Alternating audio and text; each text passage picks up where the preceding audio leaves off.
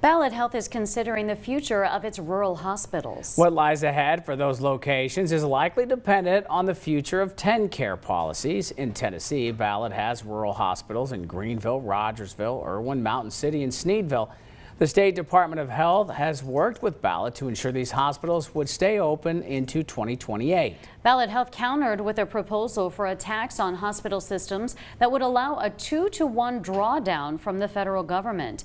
That money could be used to bring the rate TennCare pays hospitals up to the average commercial rate. News Channel 11's Jeff Keeling met with Ballad Health CEO Alan Levine to learn how the proposal would correlate to keeping rural hospitals open. The math is complicated, but the impact is clear. Without a change to TennCare reimbursements for area hospitals, Ballad Health's rural hospitals could be in trouble down the road. You can't sit there and look at the state and say, by goodness, we're going to commit to keeping them open for 5 more years when in 2 years I may have to go back to the state and say, I can't. I don't have the financial resources to do it. Ballad pledged to keep its rural hospitals, which lose money, open for at least 5 years when it formed in 2018. Last year, Tennessee wanted that commitment extended to 10 years, through 2028.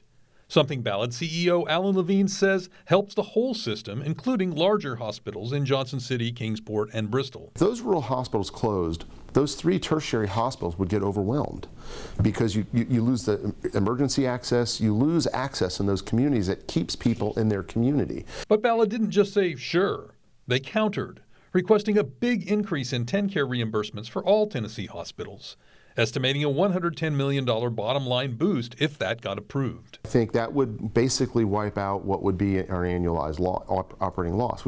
Our operating loss for the first half of the year was $50 million, just about. The change requires a so-called provider tax. Hospitals pay that tax, and Tennessee draws a 2-to-1 federal match.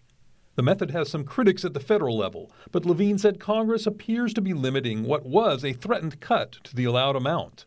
And a federal agency is close to giving an okay. The fact that Congress is going down that path while CMS is working with the state is a good sign. It shows that I think people understand the necessity for this. Congresswoman Diana Harshbarger helped convince all of Tennessee's House and Senate members to support the effort. What she's been doing is asking the questions and trying to make sure that whatever policies Congress implements, it doesn't harm our region. Something he said the loss of any rural hospitals would do. It's hard to recruit physicians into that community.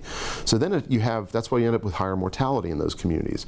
It also has a really negative economic impact on that community. So we want those hospitals to stay open. In Johnson City, Jeff Keeling, News Channel 11.